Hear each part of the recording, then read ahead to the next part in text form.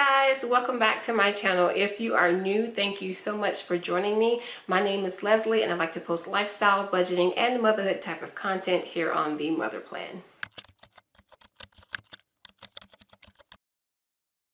Hi guys, I know it's February, but still Happy New Year. It is 2021 and this video is called Budgeting 2021-01.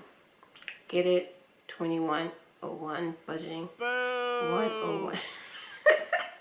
Okay, y'all know what I'm trying to say here. Y'all, you get connect the dots. Y'all know what I'm trying to do. But anyway, so last year in 2020, that was a trying year for most Americans. So 2020 showed us that things are just uncertain, and quite frankly, it kind of still is. I know we were kind of, trying to round the corner, but a lot of people realized how important it was to know how much money they have, what backup plans they have if someone lost a job or if someone gotten sick. And a lot of people decided that they no longer could live paycheck to paycheck, that they need to have a plan for their money, and then they turn to budgeting. So this video is for all my beginners.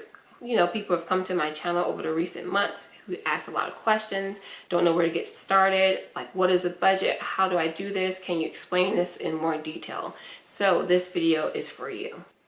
Let's first talk about the different types of budgeting methods.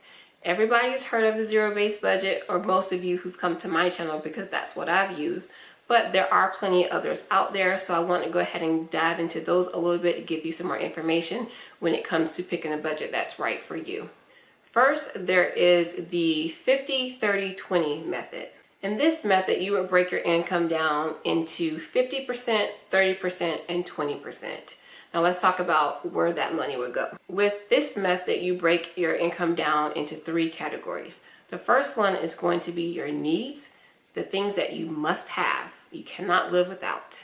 Number two, your wants or your variables, things that you love to have, you would like to have, but you don't need them to survive. And number three, depending on which part of your debt-free journey or your financial journey that you're on, will be either debt, savings, or investing. So that's how you would break down that. So let's talk about that more in detail. That 50% is going to go to, like we said, your needs, which is going to be your mortgage, your lights, your phone, things that you must have that you need for survival.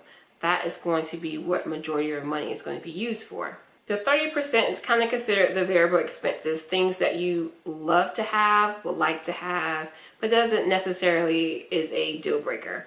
So for example, getting your hair done, getting your nails done, for some people that's very important to them, but that can be something that's cut if you need it to survive.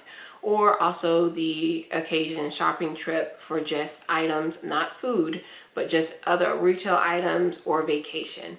That is kind of your variable expenses, things that you just can have, but you don't need. And like we talked about, that 20% is going to either go into savings, investings, or debt, depending on where you are in your debt-free journey. So that is the 50-30-20 rule. A lot of people don't know about it, but you do now. Now keep in mind, just because it is the 50-30-20 rule doesn't mean that you can't tweak it a little bit. If those percentages do not work for you, then you can totally make up your own percentage. But that's just kind of what the general rule that people use. I've seen people use 70-20-10 or 60-20-20, so you can totally modify that particular budgeting method to fit your needs. Now let's talk about another method. So this one's called the half payment, or what I like to call the equal paycheck method, because some people get paid twice a month, 3 times a month, 4 times a month. It could be different for each person. But the idea is you're going to split up your bills, all of them, calculate everything for the month and split them up into equal payments according to how you get paid. So let's say that all your expenses, your bills, everything equals $4,000 for the month and you get paid twice. So you're going to split all those bills up and you're going to divide it by the amount of times you get paid per month.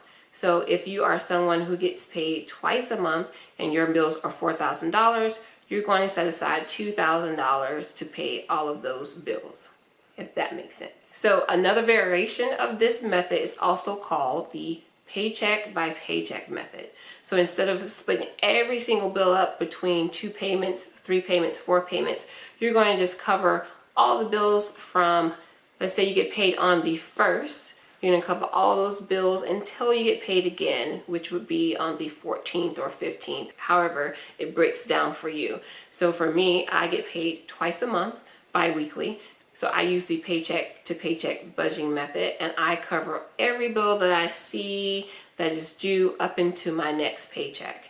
That works for me. I don't like to do the equal payment, but hey, you have to do what works for you. Now, if you're going to decide to use this particular budgeting method, it will be a good idea to kind of see where all your bills fall. For example, if you have all your bills that's due in the beginning of the month, it probably won't be a good idea for you to just do the paycheck to paycheck method if your bills are going to outnumber that first paycheck. So what I like to do is look at all my bills and look at the due dates, and I can contact any of my lenders or the banks and say, hey, I would like my payment date change. So that way you can kind of divvy it up, make it a little bit more even, with some bills being due at the end of the month or the middle of the month or the beginning of the month. So that way you're not covering a large amount of bills with one paycheck. Okay, so now that I've shown you that I'm not really biased about talking about all the different payment methods, let's go ahead and talk about my favorite budgeting method, and that is the zero-based budget. I use this in conjunction with the paycheck to paycheck method. The zero-based budget is great because there's no guesswork. There's no 50%, 30% trying to figure out where your money's going to go. You can pretty much control what you want to do with your money. If you want to go on vacation this month and shortchange some other bills, then you can do that with a zero-based budget. Not necessarily recommended if you have tons of debt, but hey, this one gives you the most control over how you're going to divvy up your budget. So if that's what you want to do, then hey, do you, girl. You literally give your money a job. You tell it where to go. If you've paid all your essential bills and you have $500 left over, you can do whatever you want with that $500. If you want to throw it all to debt this month, do that. If you want to put it all into savings, you do that. But the point is to get that ending amount down to zero. No dollar is left. You don't have any money to just go to the store and go shopping, things like that. It's not free money. You're literally telling every single dollar where to go. So let's go ahead and do an example. So I'm going to go ahead and take this person's income, let's say $1,500 as an example. Now, if you want to look at real numbers, just stay tuned to my channel because I share all of our real income numbers. I have a playlist. I'll go ahead and link that down in the description box if you want to see actual number. But this is going to be for video purposes. So I'm going to go ahead and take Karen. No, let's not use Karen. Let's say Sarah. We're going to go ahead and take Sarah's income. She gets paid $1,500 a month. Let's go ahead and break hers down using the zero-based budget. So Sarah's utilities, rent, all of her must-have equals $900. Sarah's variable expenses such as food, gas, nails, general spending equals $300. So now we're up to $900. $300, $1,200. She also has a small loan, let's just go ahead and say a car debt that she is currently paying on, and that is $200. So now we're at $1,400. But wait, Sarah still has $100 left over. What is she gonna do with that money? So for this month, she decides she's gonna throw that extra $100 into her debt payment. So instead of her paying $200 for her car this month, she's gonna go ahead and pay $300. And that is how you do a zero-based budget. Now she's left with $0. You literally have to put that money somewhere. Now, by all means, if you do not want to put it towards debt, you don't have to. You can totally put that towards saving. You can put it towards something that you're trying to buy. Like you can throw it into your sinking funds. And we will talk about sinking funds in another video. But Sarah has achieved a zero-based budget, and this way, this is supposed to kind of keep you on track. So you'll know exactly where your money's going and you can have a plan so you don't have that urge to spend money that can go somewhere. Because a lot of times people pay all their bills and they're like, hey, I got $400 left in the bank. That means I'm gonna go shopping.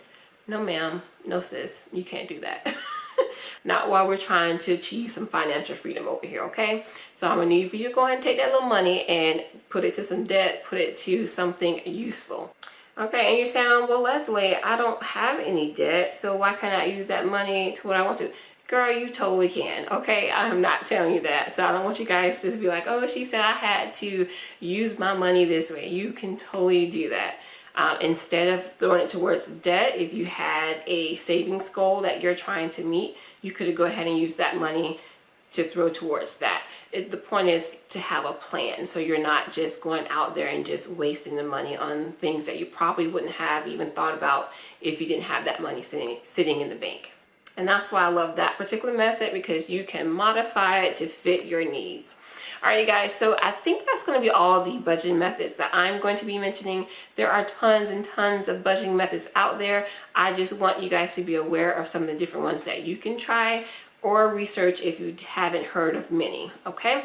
As always, if you do have questions, you guys can leave them down below. Again, I am going to continue this series, and next time we're going to be talking about the cash envelope system. So stay tuned for that video. All right, I hope you guys enjoyed it. If you did, please give this video a thumbs up and hit the subscribe button if you haven't already, and the notification bell so you'll be updated every time I post a new video, which is weekly. All right, guys, I hope you have a great day, and I will see you in the next video. Bye.